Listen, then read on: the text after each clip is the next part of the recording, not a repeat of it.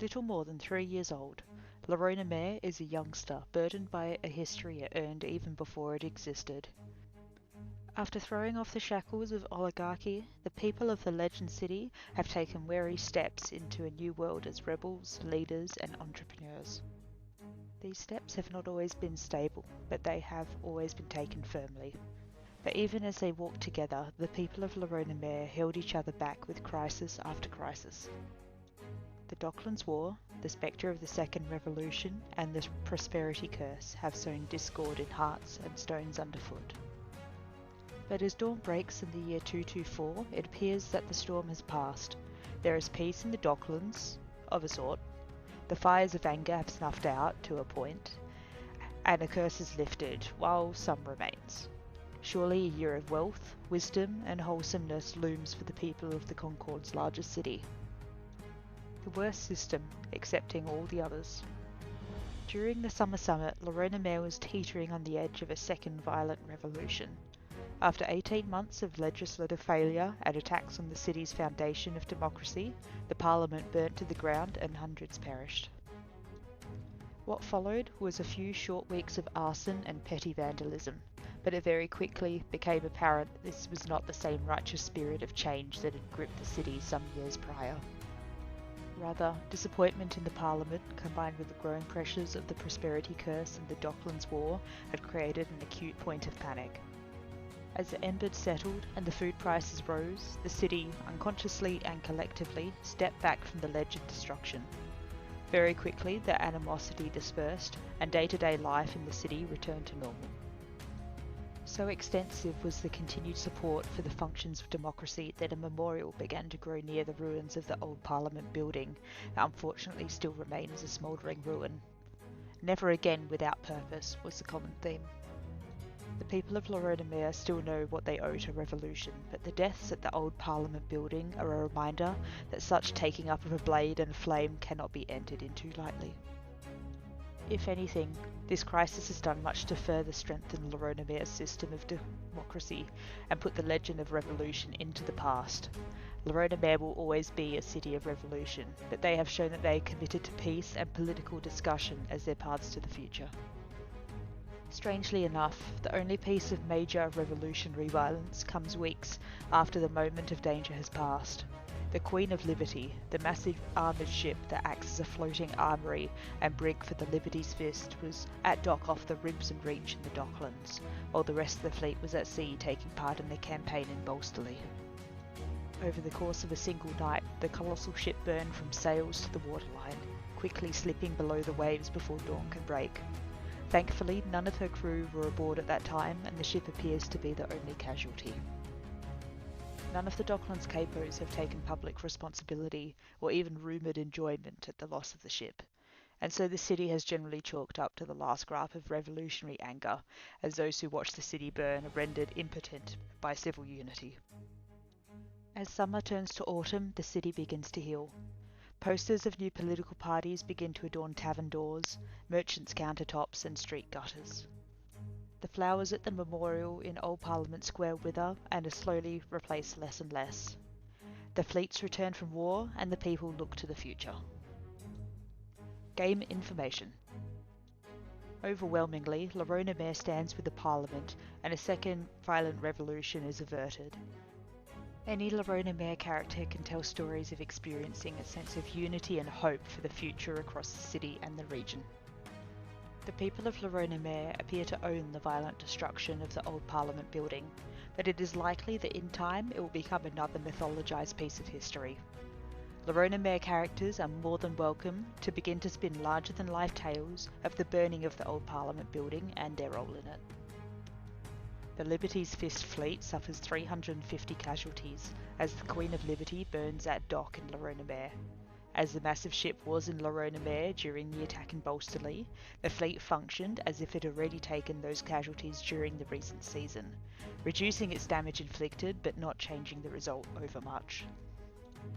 Such is the outpouring of civic unity and dedication for the concepts of Lerona Mere that every Lerona Mere investment based in the city itself will find that they have produced as if they were one tier higher this past season. Any military or naval investments that were damaged using the support the fleet or support the army action will find that they have spontaneously been repaired. The Lerona Mere Parliament will hold its second elections at this summit. More information can be found later in the video in the Our Party Like Any Party entry. My dear foe. The Docklands War is over. After 2 years of violence, murder, extortion and arson, the most chaotic district of Legend City has uncomfortably settled into a new routine over the summer months. Such was the nature of the agreements reached between the capos of the district's gangs and the coterias that the Docklands will remain a free spinning web of alliances and agreements. The powerful groups that control the districts are free to wheel and deal with each other, and aside from the anarchic capos councils, are largely free to do what they want, including spreading too much more of Lerona Mere. What has followed is a relative calming. The Docklands War was a sharp spike in the more visible elements of the district's less than savoury cohorts, and any return to normalcy, regardless of how chaotic, will subsume many of these sharp edges.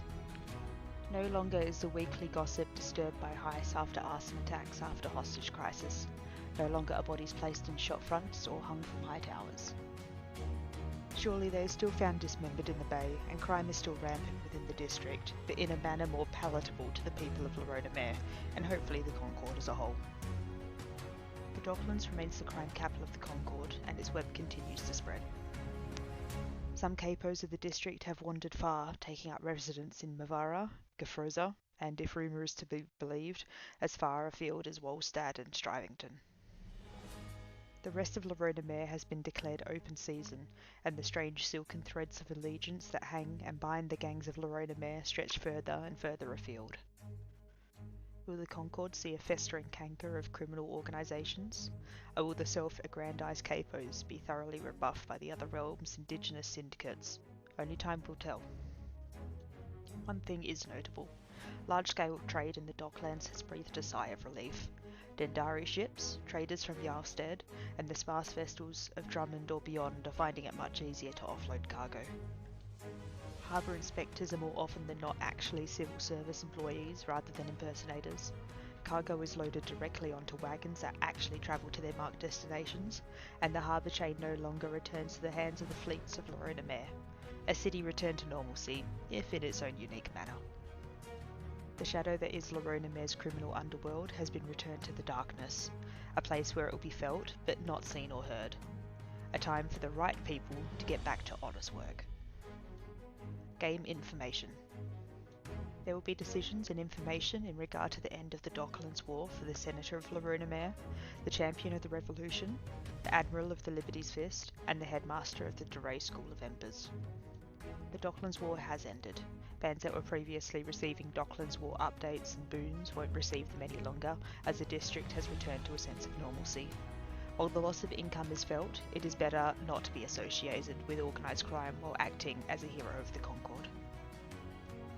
Any Lerona Mere naval investment that has taken the trade with foreign ports downtime this past season will find that they have produced as if they were one tier higher due to the ease of trade within the Docklands in comparison to previous months. This stacks with the bonus tier from Civic Unity, resulting in a cumulative +2 tiers. The Docklands War has been a shake-up for much of the criminal underworld of Lerona Mere, with many gangs getting out of their Docklands districts, or moving on to other enterprises, or getting out of the city altogether. The concept of playing a coteria that was once a gang and is attempting to go legit and enter the world of Concordian heroism would be very fitting going forward.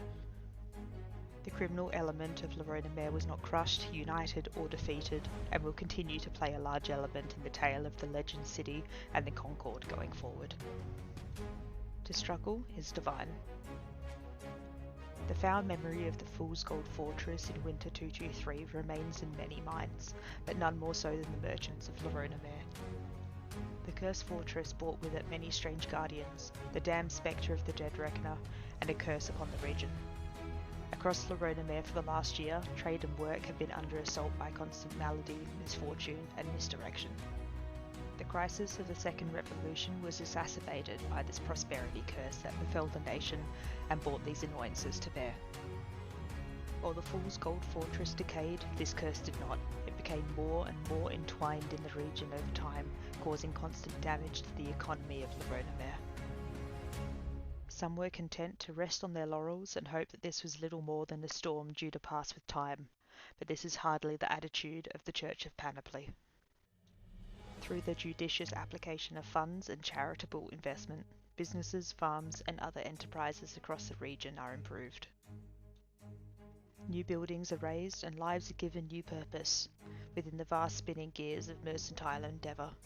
A firm declaration to the spheres and the world, Lerona Mere will succeed against any barrier. To struggle is divine.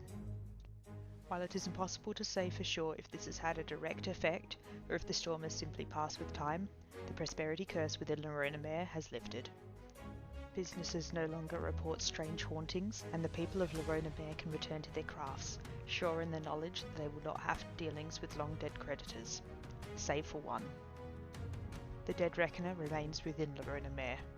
While its visits are few and far between, not a month goes by that some manse in Madracampo or some tavern in Gefronza or even wayhouses in the Gap report its arrival. Its cloaked in golden form has a haunting visage. Its presence a fox among the hens, as the spectre's magic powers grant it the ability to bring creditors and debtors to justice in equal measure. It leaves blood in its wake wherever it treads, and more often than not, this is brought around by the hands of those who would meet it, rather than the creature itself. Those that follow the Reckoner, that believe it to be a newly formed herald of the Sphere of Gold, dub themselves Reckonites. They flood to wherever it has last been seen and attempt to seek its judgment, not for mortal whims of commerce or obligation, but divine ones. They ask it to inform them of those they have failed, and of what they owe the spheres, and of what the world owes them for greater or lesser effect. Gain information. There will be information and decisions available for the Senator of Lerona Mere and the High Priest of Panoply in regards to the Panoply Curse and the Dead Reckoner. The breaking of the Prosperity Curse is in itself its own reward. It is likely that Lerona Mere will see continued boons towards its tax income, and some investment holders may receive opportunities to improve their investments further in strange ways. Recognites have formed into a cult of sorts within Lerona Mere, and characters from the region may roleplay having had interactions with these paranoid and fervent worshippers of Panoply. They are insistent on the Dread Reckoner as one of the agents of the spheres, if not a herald of Panoply. The Reckonites believe that the Reckoner is becoming more frequent again, inclining that the creature is likely to visit other realms or perhaps the summit again this coming year. Our party, like any party. As the new election year looms, Lerona Mere rallies to the polls, a chance to make their voices heard in the new parliament, even if they're not sure what building that may be in. Posters festoon the city and mercenary speakers dot every street corner. Amidst a sense of civic unity that has overtaken the city, these speeches detail hope for the future and a drive for opportunity, rather than the violent teardowns of the past. Over the last few years, 7 parties have risen to prominence from the remains of those who came before. They are as follows. The Villa Estate, a growing family. The only party to remain unchanged over the past years, the Villa Estate once represented exclusivity to the rural and agricultural parts of Lerona Mere. Their role in the starvation of the legend city was no minor thing, and it was a strong tie to the heroes of Lerona Mere that has seen them through to this election. It was Madra Adria de Tipi, the Madra of the Campo, that came to the summer summit and over deliberations with the then Senator Jalen van Voyant organised 500 Villa Estate militiamen to travel east and fight in Wayland, where they reinforced the beleaguered Green Wielders after the Battle of Gulliver's Mill. Affectionately called the Rum Mum for her caring demeanour and successful distillery, Andrea has returned to lead the party in this election.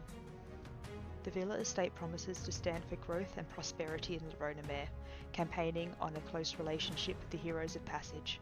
Andrea has spoken publicly about her desire for a new township in the north to help facilitate trade and resettlement away from the hustle and bustle of the city. The Villa Estate looks forward to shepherding the Parliament towards reasonable policy in all fields from their position of leadership. Now is the time to grow together as a family, not to fight amongst ourselves. The Villa Estate stands as the most well-regarded and veteran party of the election. They are unchanged by the Second Revolution and have recently proved themselves as war heroes. Allies of the heroic delegation to the Concord, many question how this allegiance is well-meaning and how much of it is in pursuit of influence. The Shipwrights Guild, tame the waves. With the vacuum left by the Free Captains Council, the council still exists but no longer feels like domestic politics requires their steady hand on the wheel. The role of the Maritime Party has splintered. Arising out of the constant meddling of Docklands War was a strong collective union of carpenters, sailmakers, navigators and merchants known as the Shipwrights Guild. Since their founding a year prior, they have consolidated all shipwrights in the Docklands under their alliance. Led by Obadiah van Cartega, a shipwright of 32 years' experience, staunch agitator and scarred veteran, the Shipwrights Guild stands that Lerona Mere's greatest opportunity and strength lies in its port and the Bay of Promised Gold.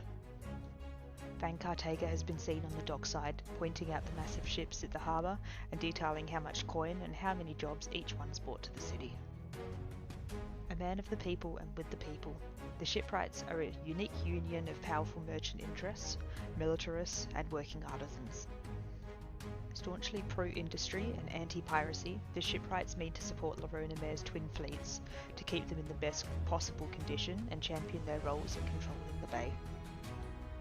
They want to reach out to powerful trading nations in the circle of seas to bring more coin and goods into the city. They want to advance the industry of shipcrafting, and in doing so drag Lerona Mere's skill as carpenters, engineers and tailors, and more in their wake. A party of strength and truth, they say what they mean, and they mean what they say. The War Goats, freedom, fury and fellowship. Carrying the title of a Los Bravo company from Vidania, the War Goats have taken steps to distance themselves from the collapsed party that sparked the escalation of the Second Revolution. Rather, the War Goats are presenting themselves as a party of Lerona Mere's fighting people, be they upon the sea or soil, mercenary or martyr. Somewhere in between faux militarists and returned soldiers league, the War Goats represent and celebrate all those in Lerona Mere who would make their money at war and conflict. The Goats are led by the well-regarded Quartermaster Cara Cibetti, a supply officer with a half-dozen notable companies on her record. Cibetti has organised everything from retreats to funerals to assassinations to rebels. A careful hand at logistics, Cibetti may not be a born politician, but there are few who can match her head for numbers and respect among the rank and file. At War Goat Marshallings, which is their term for the great field parties where they rally their followers, complete with roasted meats, weaponsmiths and revelry, the various War Goat captains speak passionately of supporting the soldiers and the mercenaries of the realm. They promote land grants to retiring soldiers in the Madricampo, war games against the other armies of the Concord, the invasion of Mercante Terra to grow the realm, and the creation of Lerona Mere War Chamber to guide Lerona Mere's efforts on the battlefield. Those heroes who see the various wars of the Concord, not just Lerona Mere, as the greatest opportunity and risk present in the world, will find kindred spirits among the War Goats, as well as those who feel the scars of these conflicts. In their left hand, the War Goats offer a cooling ale and a place to recover. In their right, they offer a gauntleted fist, calling all back to the front, because there are wars out there that don't know they've already been won. It remains to be seen if the War Goats can escape from under the shadow of the Bravos, but if they do, it will be in a fierce charge. The Council in Coin, take your seat at the table.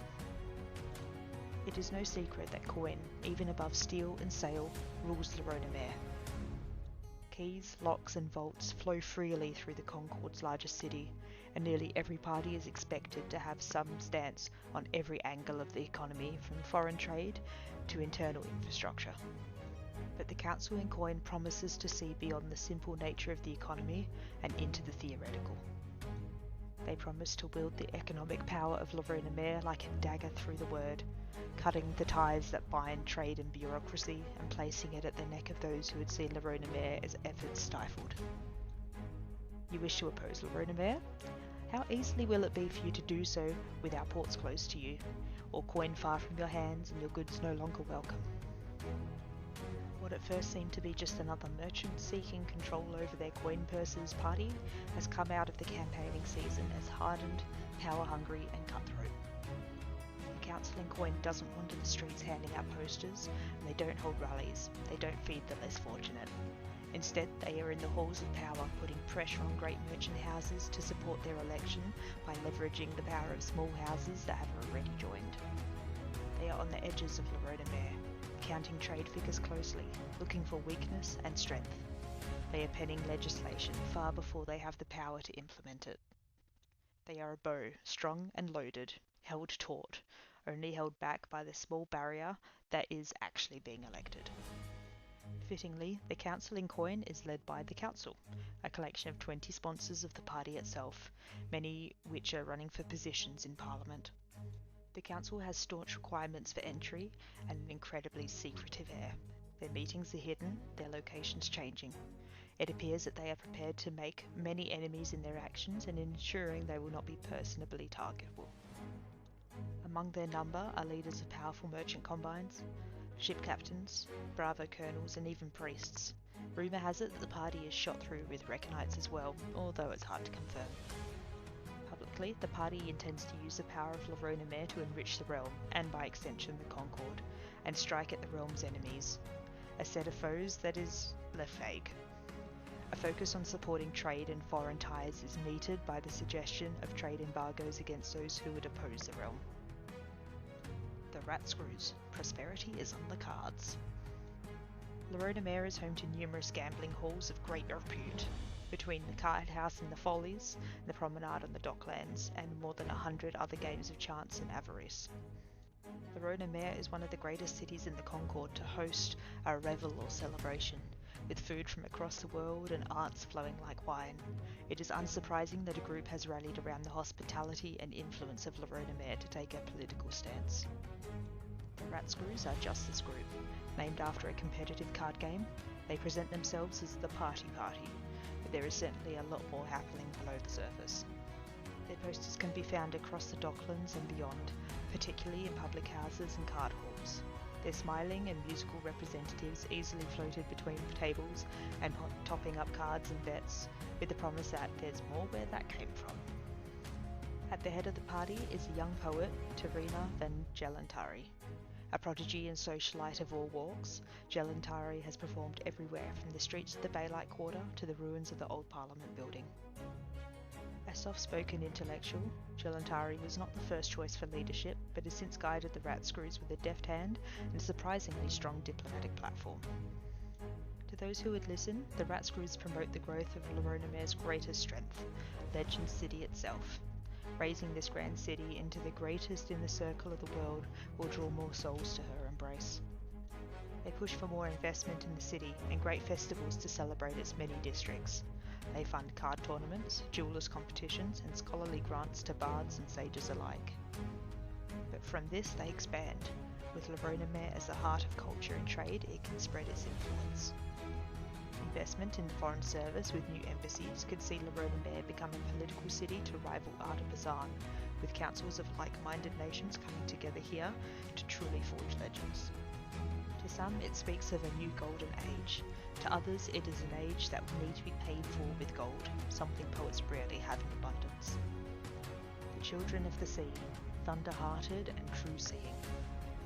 To simple onlookers, it may appear that the Free Captains Council's efforts split into two rival maritime parties, the Children of the Sea and the Shipwrights Guild.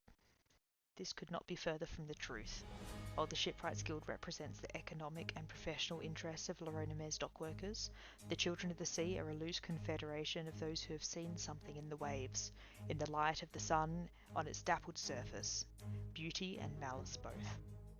Mages, priests, storm-seeker wanderers, and salt-crusted sailors, the Children of the Sea are easily the strongest party on the docket this election.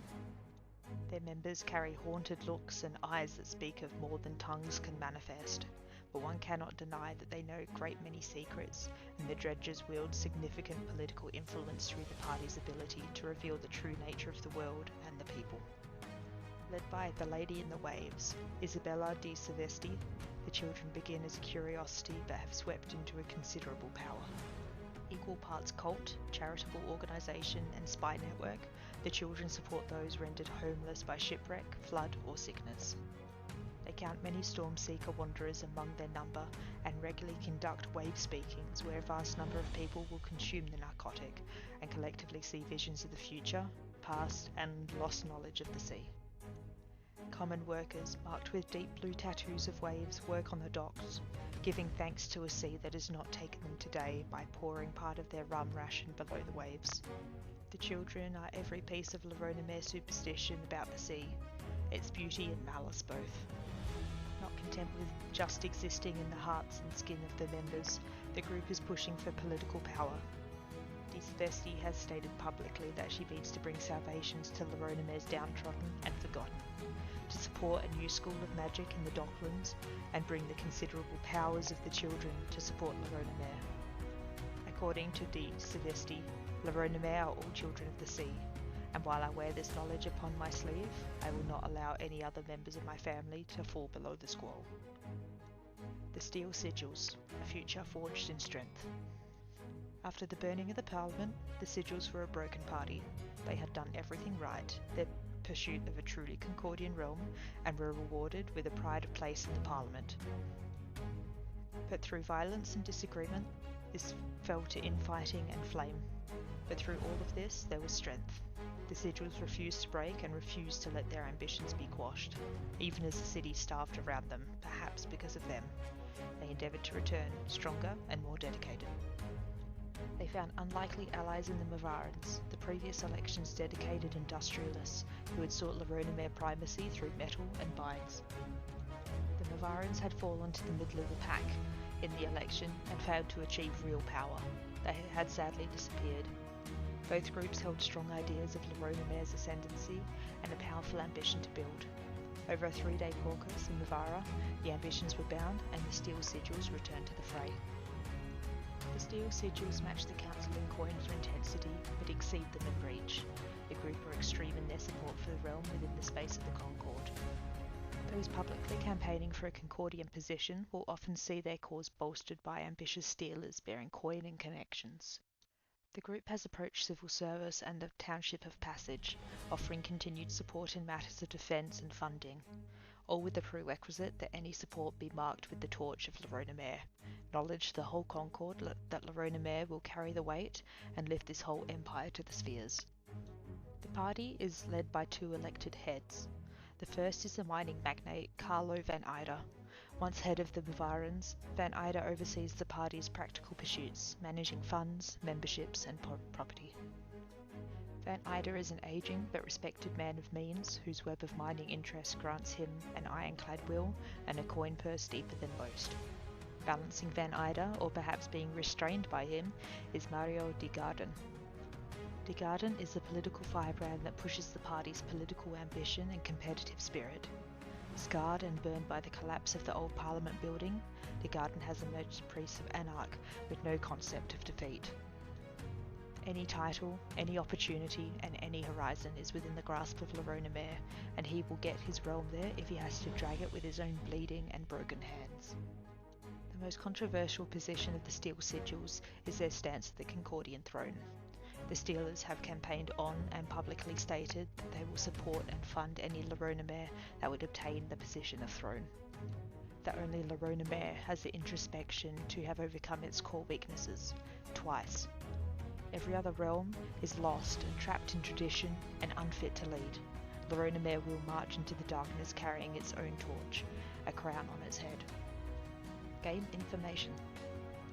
The Lerona Mere elections are here once again. We have 7 new parties that will help define the nation for the next 2 years. These parties will lead the nation off-screen and will provide opportunities and influence to the Concordian heroes of Lerona Mere, while at the same time shaping the overall tone and themes of the realm. Each Lerona Mere player is permitted to cast their vote this summit by going to the hub and completing the voting form. Each character will get to vote in support of 2 parties, but you can't vote for the same party twice, and each character will be permitted to vote once, because the forms require a name and a signature. Lerona Mere characters will also have the opportunity to take the special downtime action, Campaign for Parliament, reflecting your investment and character putting in their support, time and money behind their chosen parties. Every character that takes this action will find that both their votes count double, reflecting their influence that their efforts will have. However, they will also find that they will produce less than standard. For clarity, each party has competing themes, goals and personalities. They could be summarised as such. The Villa Estate, growing Lerona Mere, agriculture and moderate parliament. The Shipwrights Guild, maritime power, industry and controlling the seas. The War Goats, Lerona Mere military support, expansionism and supporting the war efforts. The Coining Council, Lerona Mere control over the economy and using that to get what Lerona Mere wants. The Rat Screws, hospitality and using the arts to spread Lerona Mere influence. The Children of the Sea, weird Lerona Mere vibes and underhanded tactics. And the Steel Sigils, Lerona Mere power in the Concord. You get out of it what you put in. Amidst the campaigning season, the Second Revolution, the Recognites and more, it can be easy to lose sight of the little tragedies, of quiet indignities and the plight of the poor when it does not serve a political purpose. This would have likely been the case had it not have been for the blood in the water. For the last 3 months, people have been going missing in the Docklands district of Shagston, the poorest of the poor called this quiet inlet home, half sunken and unpoliced. It is port for the down and out, the lost and the abandoned. The shacks going missing is hardly a strange thing. The meagre canals here are regularly clogged with the bodies that are dumped into the bay and morselled out by the red scale sharks that feast upon them. When the first attack was witnessed, that all changed. Old Tanser is a wanderer whose consumption of Stormseeker has ruined his eyes and will likely see him drowning by his own hand before the winter is out. But he knows what he heard. The sloshing disturbance of the water, the slap patter of wet feet on the boards, the scream of agony, the inhuman sounds of feasting teeth on bone and flesh, the peeling of fingernails as they grabbed onto the boards, attempting to forestall an internment in a haunted, watery grave. In the week since, 3 more attacks have been identified, although no more have witnessed. Something or someone is emerging from the filthy waters of Shagston and gorging itself on those unlucky enough to be forgotten by the world and consigned to this corner of the Concord. Gain information. There will be information and decisions in regards to the Shagston murders for the Champion of the Revolution, the Senator of Lerona Mere, and the Admirals of the Liberty's Fist and the People's Gift. Either of these 2 fleets could dock in the harbour over the winter and dedicate themselves to sweeping Shagston and the Docklands, attempting to put down whatever this menace is. Doing so would reduce the healing effect of put-to-port action from 12% to 6% due to the additional work. This would be ideal if the danger was caused by the predation of dangerous sea creatures, or as a precursor to an ill-severe beachhead from beneath the waves. Either fleet could also take the put-to-port action and not pursue this, gaining the standard recovery. Alternatively, the Senate could call for a grand inquest into these attacks, spreading Concordian magistrates and the City Watch into the district to uncover the cause. Doing so would likely cost 1 vault in additional supplies and staff. This would be ideal if the danger was caused by a murderer, cult or similar organisation. That is the end of No Greater Legend Than Peace. Thank you so much for being here again, and I will see you next time.